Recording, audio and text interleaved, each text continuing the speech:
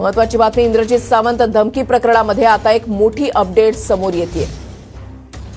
महत्वाची बातमी आपण पाहताय। प्रशांत कोरटकरने सावंत यांना धमकी दिल्याचं आता समोर आलेलं आहे अशी सूत्रांची माहिती आहे। कोरटकरच्या मोबाईल सीडीआर वरून धमकी दिल्याचं स्पष्ट झाल्याची सूत्रांची माहिती आहे। गजानन उमाटे आमचे प्रतिनिधी या संदर्भातली अधिक माहिती देतील। गजानन, नक्कीच इतिहासकार इंद्रजित सावंत धमकी प्रकरणाची मोठी अपडेट आहे।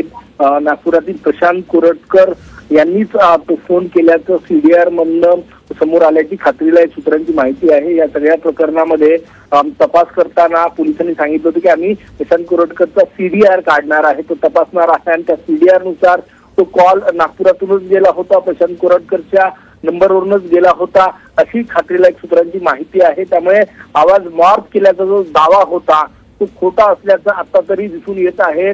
प्रशांत कोरटकरच्या शोधासाठी नागपूर पोलिसांची 3 पथकं, बेलतरोडी पोलिसांची 3 पथकं आणि कोल्हापूर पोलिसांची पथकं वेगवेगळ्या ठिकाणी मध्य प्रदेश असो मुंबईत असो शोध घेत आहे आणि एकूणच परंतु अजूनही प्रशांत कोरटकर कुठे आहे त्याचा पत्ता पोलिसांना लागलेला नाही, शोध लागलेला नाही।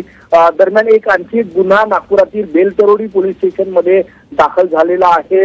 या संदर्भात छत्रपती शिवाजी महाराज यांच्याबाबत आक्षेपार्ह वक्तव्य केल्याप्रकरणी हा गुन्हा दाखल झालेला आहे। आणि सगळ्यात मोठी अपडेट अशी आहे की सीडीआर मधनं तो फोन इंद्रजित सावंत यांना प्रशांत कोरटकर यांच्याच मोबाईल नंबरवरून गेला होता अशी खात्रीलायक सूत्रांची माहिती आहे। नक्कीच धन्यवाद गजानन दिलेल्या सविस्तर माहितीसाठी।